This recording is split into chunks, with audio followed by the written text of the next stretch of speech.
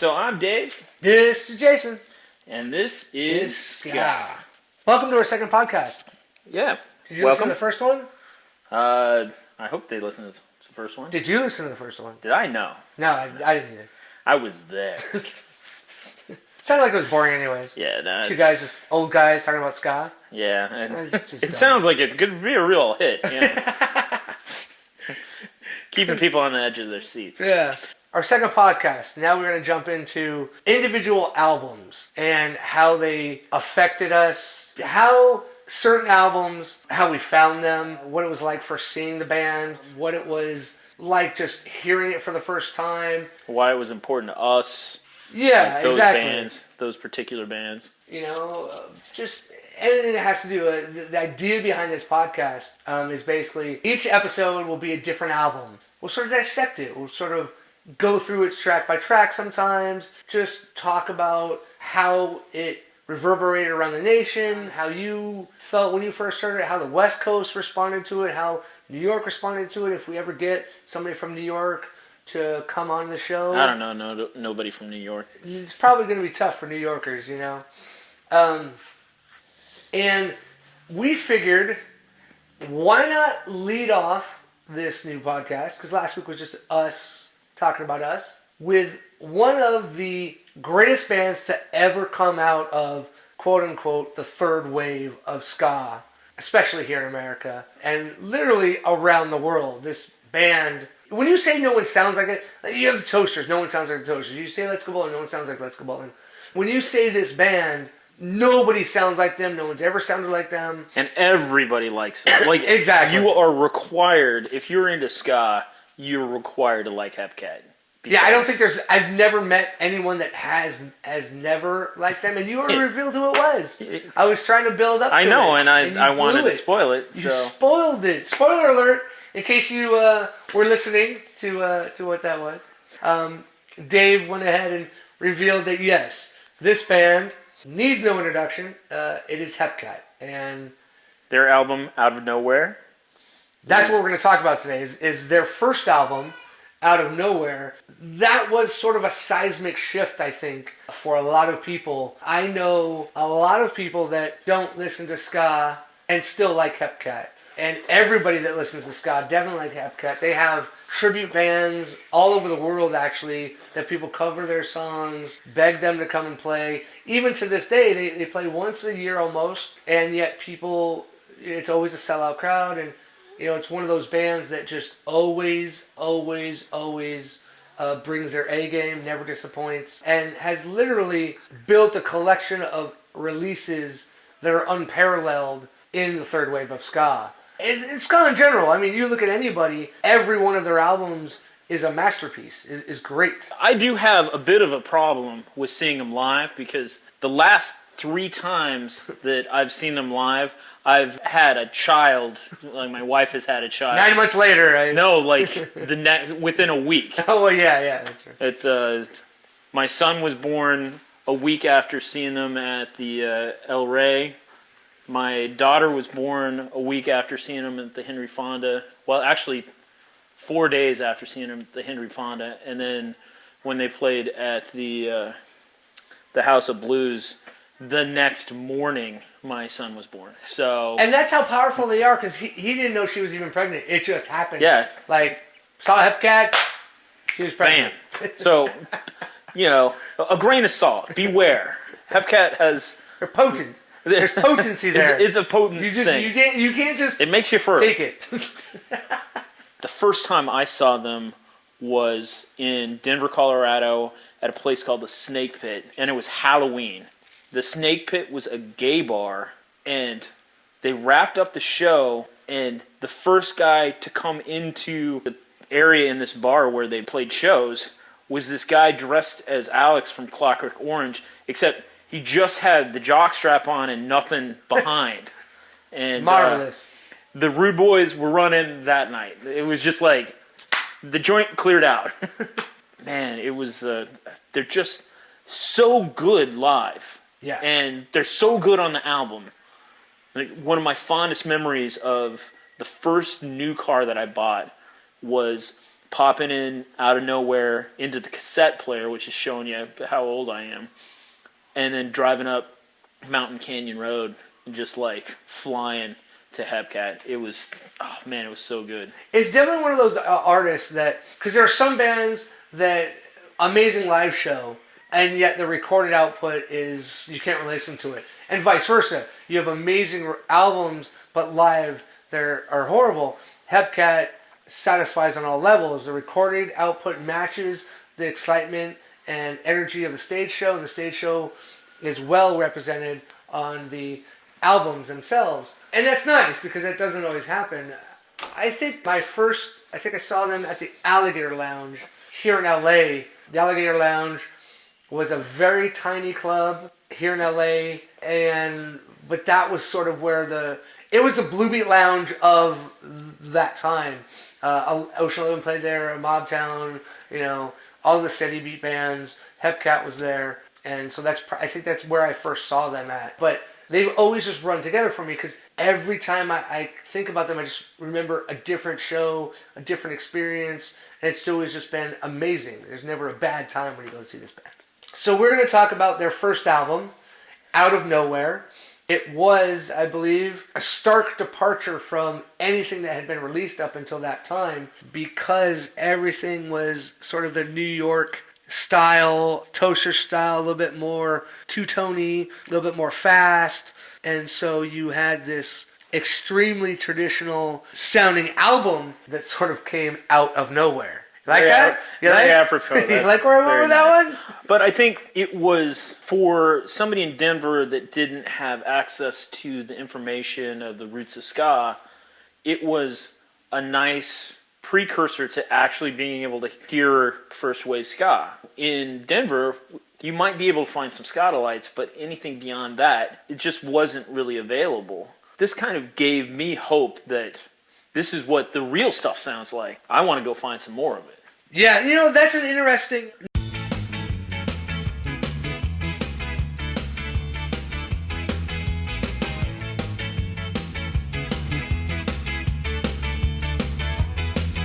I'm Dave. I'm Wallace. And this is Ska. And this week's episode of a special guest, a friend of ours. Very special. Special is it, yes. He is leaving the state of Los Angeles and running away to glorious, dreary, rainy Portland. He's done with us here in LA. Everyone say hello to Andrew. Andrew Lyons, climate refugee.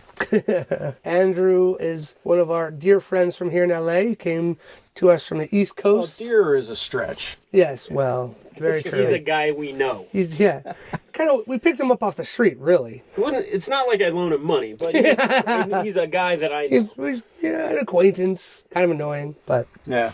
But he does like the pie tasters, so yes, that that's very true. that And speaks volumes. on this week's episode, we're going to be talking about the Pie Tasters album Ooh La La. Ooh-loo-loo. Sorry, cut that out. You don't even know what No, album keep it's that from. in. I'm glad you called it ooh la la. Everyone calls it Ooh La La. Why don't you tell us a little bit about your fascination, Andrew, with the Pie Tasters and why that is and how it came to be?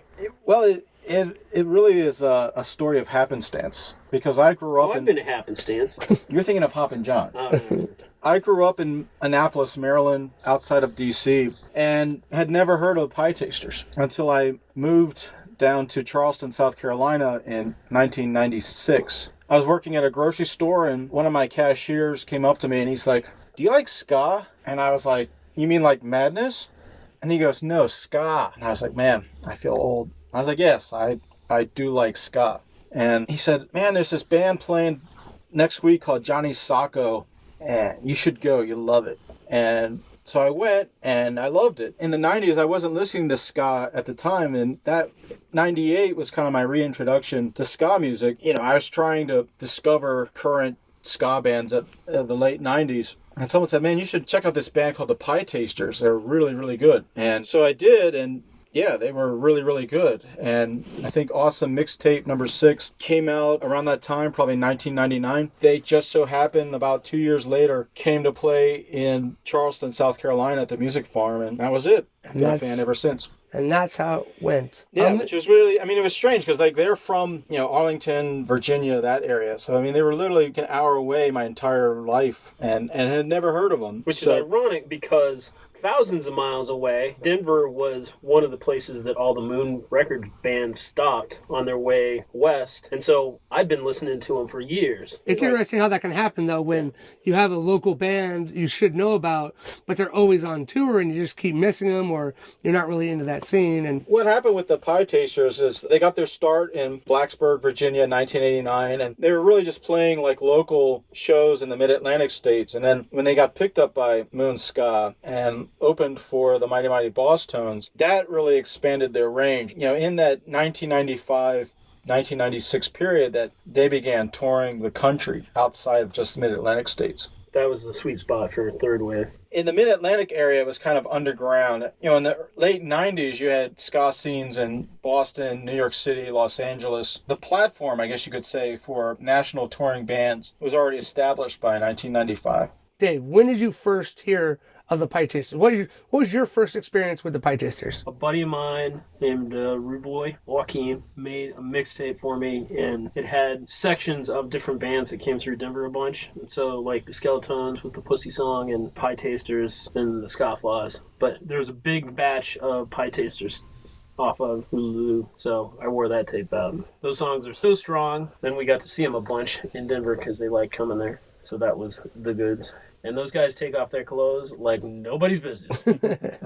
Is a running theme for the band is that they have no problem removing clothes in their performances? I interviewed them. The first time that I ever interviewed them, Mr. Jackson decided that he was going to... Mr. Jackson, lead singer. Decided he was going to show me his impersonation of Girl Man. And this was like, I don't know, the third or fourth band that I'd ever interviewed. And he's like, hey, you want to see an impersonation of Girl Man? I'm like, oh, yeah, sure. So he goes out, tucks his package in behind him, and does the Silence of the Lambs, full frontal, look, I'm a girl with no penis. Beautiful imagery there, by the way. Thank you. As our listeners can imagine seeing that, that's very graphic. Thank you. I mean, it was funny and a little scary and kind of funny. Would you say that the probability that this was alcohol-induced No, dude, it was before the show.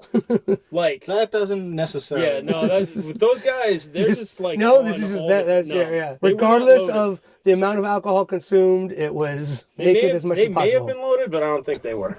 I think they just thought it'd be funny, and so they did it. Yeah. Another show, they had an additional chorus where they would say, "Take your pants off," and the guy playing guitar would drop his drawers, and then put your pants back on, and just like up and down through the entire song. They did an example of the whole band demonstrating how you need to take a pee at a rest stop, and so they all dropped trowels, so everybody's ass is standing out there. All of them, it was pants to the ground. I mean, just they are out of control, or were, and probably still are. Right, because that's 20 years ago, 95, around there. Yeah. 98. It's been 20 years since, because that was when you were living in Denver. Yeah, that was. And you were doing all the interviewing. Is there any other specific performance or the first time you saw So them? that isn't enough. Like, I'm just saying, you got some great stories here. So. Well, I mean, the thing about it is, they were the only band that was like, hey, you want some burgers? Because the local promoter is paying for it. And they certainly understood, how that relationship worked. Taking full advantage. You need to take advantage of it while you got it. Yes. And so they gave me a hamburger. As a touring band, if you get fed, make sure you... They were also opening for the Mighty Mighty Boss Tones a little later, and I had slacked and not gotten myself on the list, and so I showed up at the show, and they laughed at me for trying to get in, because it was totally sold out. And then the trombonist is like,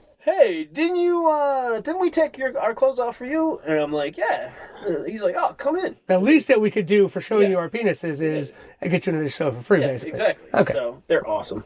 Did you tuck your junk? And then they're like, she's with us. Yeah. They're like, ladies free tonight. Yeah. Come on in. Andrew, what about you? You've always been known, for a lot of us as sort of the Pie Tasters guy, the representative, a huge fan of them. And you spoke a little bit about how you became with them. What about you? What about any crazy stories? What about any, the first time you saw them after not knowing about them, that sort of stuff? So I think one thing that a lot of your younger listeners have to realize is that there was a time before social media. The Pie Tasters came to Charleston, South Carolina, shortly after the release of Awesome Mixtape number 6. Which was their second album for Hellcat for Records. Hellcat, right. So myself and Jason Mallet, at that time I had a little Yahoo group called Fort Scumpter, and we went to the show, and it was really amazing. And the next day I was like, man, I wonder if these guys have a Yahoo group. And they did, but it had been like abandoned by whoever set it up. So I set up my own Yahoo group, which was like a fan site for the Pie Tasters, and I just started street teaming for them in 2002. Like whether they wanted it or not. Right, yeah. Well, They didn't ask at them the to do time, it. They were actually, I think if you're a ska band, at any time, free marketing is always seen as a plus. If someone's willing to go out and help you promote your music for free, I mean, Well, I think every band wants. I mean, that's what every band wants is Right. that they empower their fans to feel as part of the band and really, it's that community. That's what Yeah. every band wants is their rabid fans to get involved. And here you are, literally just a fan, and you took it upon yourself to really get involved and really push this band. And I think that that's amazing because, Andrew, you're just a fan. yeah, To Jason, just a fan. you're more than just a fan of me, pal. Aha! I Knowing again, that we're it's recording easy in the closet here, I'm just saying. it's kind of mind-blowing to think of it that there was a time before social media. I mean, social media now is such an integral part of our everyday life, but, before there was Facebook, before there was even MySpace, if you were in a band, you really had to rely on people on the ground, printing up flyers and passing them around town. I mean, everything was done by hand, and there was very little done on the internet at all. And Yahoo Groups was really one of the first kind of social media sites where people who were interested in the same hobby or subject could all meet from across the country and discuss whatever your favorite topic was. Mine was just happened to be the Pie Tasters. And so the second time I saw the Pie Tasters, I actually went back up to Maryland to visit my family, and they were doing a 3-hour harbor cruise at Annapolis Harbor. One of my Yahoo group members went up to Steve and said, this guy Andrew came to visit you all the way from South Carolina, and he kind of gave me a shout out during the show, and that was really kind of like the first time I had met anyone from the band. Usually I would see them in Washington, D.C. at the 930 Club, and it was really kind of a happenstance. It's a long story short, but basically I wound up backstage at one of the 930 shows with someone from DC Ska. So I think that's when I, properly introduced myself and met the Pie Tasters. And, they've always been kind enough to put me on the guest lists, and, they were pretty integral to me moving from Charleston to Los Angeles because I went to a concert here in Hollywood at the Knitting Factory. But I mean, as far as, crazy stories, I think a lot of the crazy stories you all hear kind of emanated from 1989 to 1999. I mean, that, they were in their 20s, they were, drinking beer before, during, after shows. But definitely, I think by 2002, they had started to mellow out a little bit. And we'll get into the reasons why later, but... Well, I think they've always been one of those bands, that sort of has mythology around them, meaning that there are some bands that, like Hepcat, it's just going to be an amazing show, balls to the wall, lots of dancing, lots of fun. But for me, anyways, coming on the West Coast, they've always been sort of one of those bands that this just feeling of craziness and out of control and just lots of fun, but their reputation precedes them for a lot of people because of all those crazy stories and all those antics that they do when they were playing younger. Well, the Pie Tasters released a DVD in 2006, 2007, and some of the interviews they talk about, you're in your 20s, you're getting paid by a ska label to tour the country. There's usually free booze involved, free drugs involved. I mean, you're a touring musician in your 20s. I mean, that's obviously going to be your party time. Once you move into your 30s, I think they definitely mellowed out as people, and I think they also matured as musicians. Didn't their guitarist die? And Todd Eckhart died in 2001, 2002. Yeah, they just celebrated the 15th year anniversary. I think that really, that took a lot of the edge off of their party band image. I think they were really affected by it deeply, and you can listen to Turbo versus Willis and Awesome mixtape number 6, and you can definitely tell, they grew as musicians, but they also kind of, I think Todd's death was a sombering effect on the material that they wrote. And, they did catch some flack for, how come you guys aren't doing songs like Freak Show and Drinking and Driving? And they kind of started leaning a little bit more to the soul end of everything as they matured. Yeah. It's still a lot of ska, but more of a soul influence as you get into the 2000s. Well, I think the soul influences definitely started, with Willis. Songs like New Breed and things like that. So those seeds were planted fairly well in the late 90s. I think that's probably a natural progression for a lot of bands too. I mean, they've gotten a little bit older, they've gotten a little bit more success, they've been playing the ska for 15 years now, whatever. And so obviously they just start bringing a little bit other influences, try to do a little bit more soulful stuff, tone it down a little bit. They can't like be bouncing off the stage all the time, right? So, or do you think that was just sort of, it's like you look at someone like Deal's Gone Bad, where their sound made a huge change when they got their new singer, and it really went into the ska soul sound. As before, it was straight, really just rougher ska punk style of singing. You have a band like the Pie Tasters who got signed to Hellcat, we're trying to broaden maybe a little bit their sound, bring in some other style and people and fans, or no? They started off 1989, and their influences were definitely, the Specials, Sex Pistols. I mean, there was definitely a punkier side to their sound when they started out. And then, Ululu is pretty straightforward ska.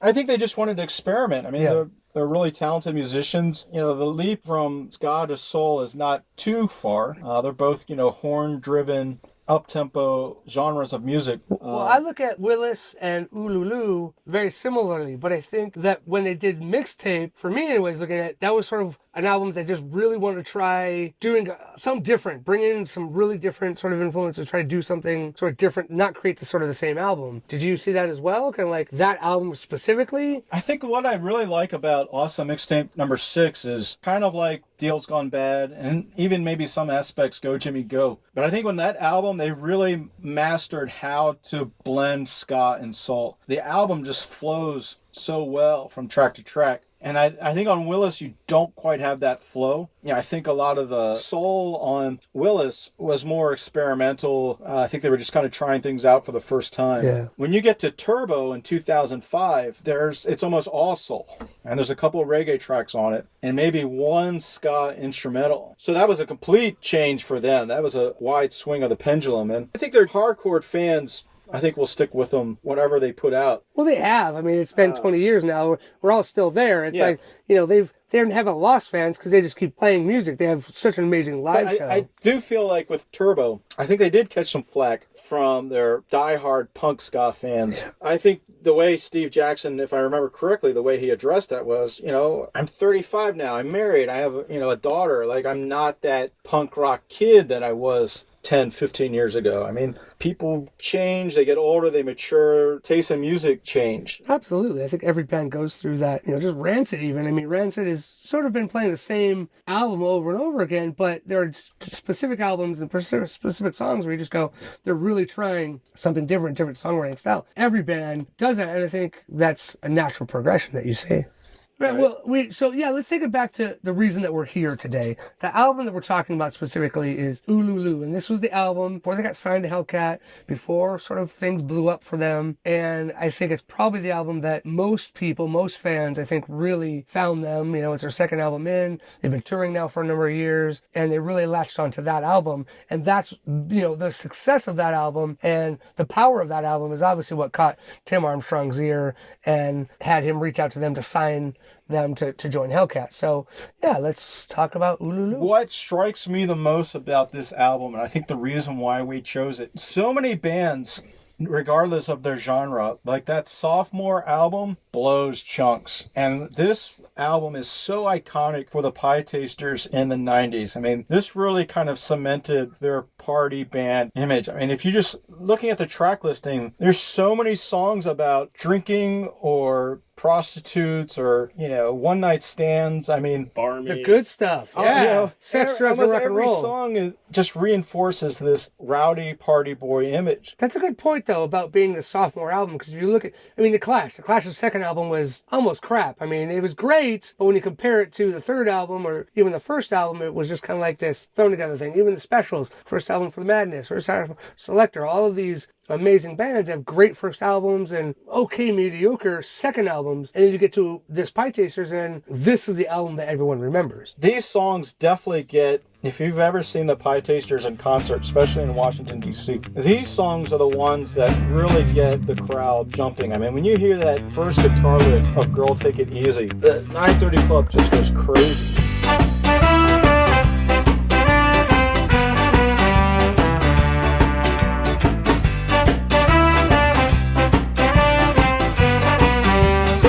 Songs that are songs that they will play Freak Show. That's almost in every encore. Like, these songs are like the cherry on the icing.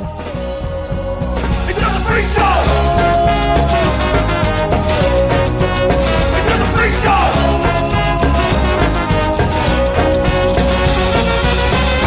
These songs, Maggie May, I mean, you hear Maggie May in concert, the place just erupts. It goes electric. Well, in Denver, they would always play at a place called the Mercury Cafe, which was the top level of this vegetarian restaurant. And when they would start Maggie May, everyone would be jumping so hard that the guys would come up from downstairs because they're just like, this place is going to fall apart if you don't watch it. There's a place where we all go to have a few when we feel low. Drink ourselves into a state, drown our sorrow and fuel our hate. A barmaid beauty in a tight black dress pulls our fear and cleans our mess. That's to the name of Maggie May. When we see her, what do we say? Maggie May, bring us another beer. We need another beer. Take away our troubles here. Maggie May, bring us another beer. We need another beer. Take away our troubles. Just the idea of these people talking about what's really happening on the streets and in the cities, and Well, I think, but they also have kind of a whimsy to some of their stuff too, like biblical sense, like. well, it's like madness, it's like very dark stories, but in a whimsical sort of, way to look at it. Sometimes I think Pie Taster songs are darker than Madness songs. I mean, Well, no, that's what I'm saying, exactly. But with this sort of tongue-in-cheek kind of, hey, winking, it's dark, Well, but with a... like there's some Slice songs of that humor. have more of a wink than others. Yeah. Like the biblical sense, I'd heard that term before, but I don't think I'd ever thought about it in that way. Yeah. And it's it's a funny song, but like well, it's a clever song because they take biblical passages and turn it into sexual innuendo. Well, I told you once, let me tell you again. I never ever wanted to be your best friend. All I really wanted to do was get to know you. All I really wanted to do was get to know you. Well, I told you once, let me tell you again. I never ever wanted to be your best friend. All I really wanted to do was get to know you. All I really wanted to do was get to know you in the biblical sense, girl. In the biblical sense, girl. In the biblical sense, girl. In the biblical sense. I think it's also important to look at this album in a historical sense. I mean, 1995, Washington, D.C., Bill Clinton's president, the economy's on the rebound, everyone's starting to feel good. Eventually this does lead up to Mayor Marion Barry, and I'm doing hookers and coke in a hotel room, which they would later address in Turbo. But this was that time in history in Washington, D.C. when things were good, people felt good. I think this album reflects that time and what was going on in Washington, D.C. But it's also but they're also making their songs timeless as well. Yeah. Because it's universal themes and they're talking about real life stuff. And I think that's what makes the best songs, when you have a song that, while specific to that time, can still resonate years later, especially with different events that come along. But you have like the Specials and all these bands that are talking about political stuff in the 80s, but you could still feel like you're connected. You could still understand the story. You have bands like, now the Pie Tasters with this album specifically, talking about things that are happening, political stuff in the world, and just relationship-wise that still resonate today. And that's probably why an album like this holds up. I'm going to slightly disagree with that. I think the album sticks up because, A, the musicianship is superb, and the whole album screams debauchery. And, if you were a teenager in the mid-90s, I mean, this was kind of like the semi-naughty album that you could listen to, but your parents really wouldn't mind, or they wouldn't catch on that, Freak Show was about prostitutes in D.C., or Pleasure Bribe was about prostitutes in D.C. And, I'm sensing a theme here is what I'm saying. I'm sensing a theme too, and it seems to be get drunk, get laid, have fun. Right. and I think the third wave, especially, in Two Tone 2, you had a lot of bands that were more of the, we're going to wear funny hats and sing funny songs. Yeah. But I think in third wave, you had a much greater chance of them having a lot more of an edge, like Moving On Up. And one of the things about Moving On Up that I'll probably always remember is them dedicating it to Andrew when we saw him at House of Blues. Yeah. Nice. But that song, you know, it's like, that's a song to go punch somebody in the face to. Yeah. Which, That's the Rude Boy embodiment. Yeah, it's kind of and it's also kind of that swing vibe to it, which was also popular in the In that time 95, period, 96.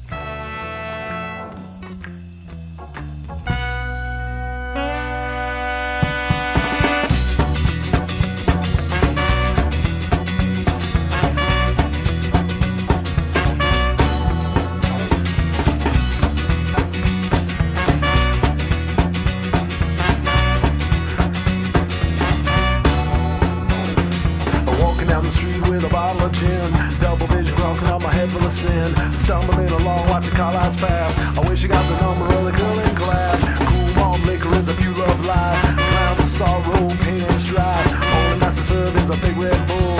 Swimming toward a being in your pool.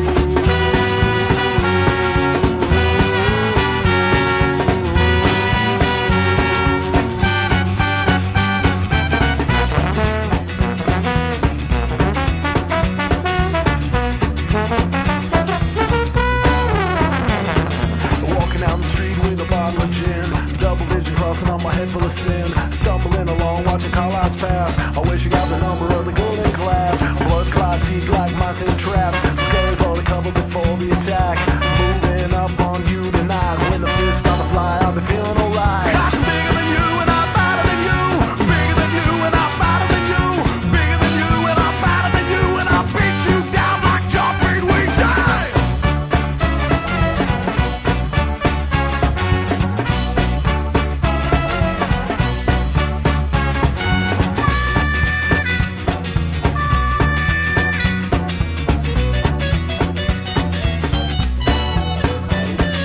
Walking down the street with a bottle of gin, double vision crossing on my head full of sin. Stumbling along, watching call-outs pass. I wish I got the number of the girl in class. Cool malt liquor is a fuel of life. Clouds of sorrow, pain and strife. Only master serve is a big Red Bull. Swimming in your toilet, peeing in your pool. I'm bigger than you and I'm better than you. Bigger than you and I'm better than you. Bigger than you and I'm better than you. And I'll beat you down like chocolate wings. The Pie Tasters have one of the tightest horn sections, I think, Yeah. out there. I could absolutely agree with that. Like, when they are on stage, Yeah. it's sort of a punch to the gut. It's just crisp, very, very tight. Last time I saw them was at the Ska Brewing 15th anniversary. It was Scatlights and Pie Tasters. Right. It was awesome. Small little stage. I'm hanging off to the side of the stage with everybody, and they just go on, and everyone's been drinking all day because it's a brewing place. It's in a well, and it's high altitude too. high altitude in Durango, Colorado. Nicest bunch of guys I've ever met. Ska beer, love to party and have a good time. Treated us all well. And these guys are going on stage, and you're just like, wow, that's what a band should sound like. I say this a lot. I look at certain bands like these guys, like Let's Go Bowling, and I go, hey kids, you want to be a band? You want to have a career? Go watch these guys. Look what they're doing. 20 years plus on. They're still acting like they're 20 years old, having a great time. They know how to put on a show. Go watch them. Pick up some of their tricks, if you can, because almost no one can. And it was a lot of fun. I mean, it was just amazing. Nice guys. I think Girl Take It Easy is probably my favorite song on the album.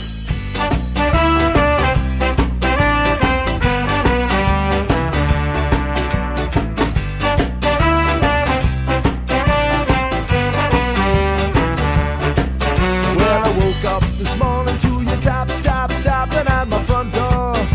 Girl, take it easy. Well, I woke up this morning to you knocking at my front door. Girl, take it easy, 'cause my head was hammering from the beers that we were tapping the night before. Girl, take it easy, and I remember stammering as you and I was staggering to my front door. Girl, take it easy.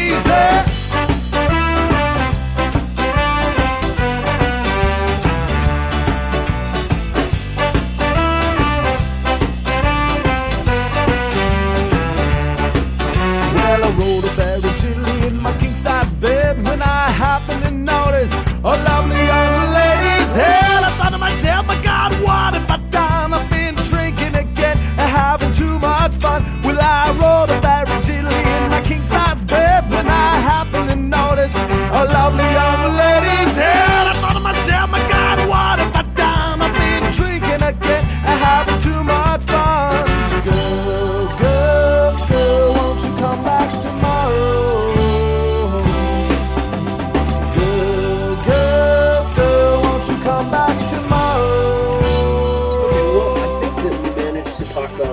almost all the tracks, about 3/4 of them, and I think it's a pretty good overview. We've wasted a ton of frickin' time, so Marvelous. hopefully When we edit this out, it'll be 5 minutes. yeah, it'll be fine. Just edit Andrew out. Just edit Andrew out. So His parts are Here's our horrible. good friend Andrew. Right. And that's all the time we got. That's all. There we go. And we're done. You guys should probably do something better with your life than to listen to the three of us rattle on about ska. But Something better. Yeah, what are you talking about, Dave? Get out. Okay. There's nothing better than ska. Why don't you tell us why? Yeah, Dave. because it's not going to do anything Shit. for you. Just so you know, 4 years ago now, they finally reissued this album on vinyl, thanks to lovely boys at Asbestos Records. So if you can, go out there, look them up, check them out, get it on vinyl, have a great time. Let us know what album you'd like to hear us talk about in the comments sections, via our Facebook page or the website or YouTube channel. What do you want to hear about next? Thank you. And we would like to wish our friend Andrew Oh, well yeah. on his new endeavors in Seattle. Portland. Who? Whatever. What? Oh, yeah. By the way, anything outside of about 20 miles for Dave is Seattle. Seattle. Yeah. Like East Coast, whatever. Yeah. Everything north of San Francisco is Seattle for me. Yeah. Andrew, seriously, mate, thank you very much for coming in and hanging out and talking to us about Being one of the Blue Beat Boys. One- Yeah, The thank Blue you guys. Beat Blue Beat regulars. Lounge, P2 crew. you are a huge Podcast fan. We appreciate it. And we're going to miss you in LA, even though we don't get to hang out with you as much since there's no Blue Beat Lounge. Or ska. We love you, mate. And Thank you. Just keep in touch. In the words of the Pie Tasters, never sold out, more beer here. Okay, and with that, I'm Dave. I'm Lawless, and this is Ska. I want to say a big thanks to Good Question out of Syracuse, New York, and their song I Need a Hero, which is the theme under the beginning and the end of the show. And also a big thanks to my brother for helping us mix the audio. Thanks for listening.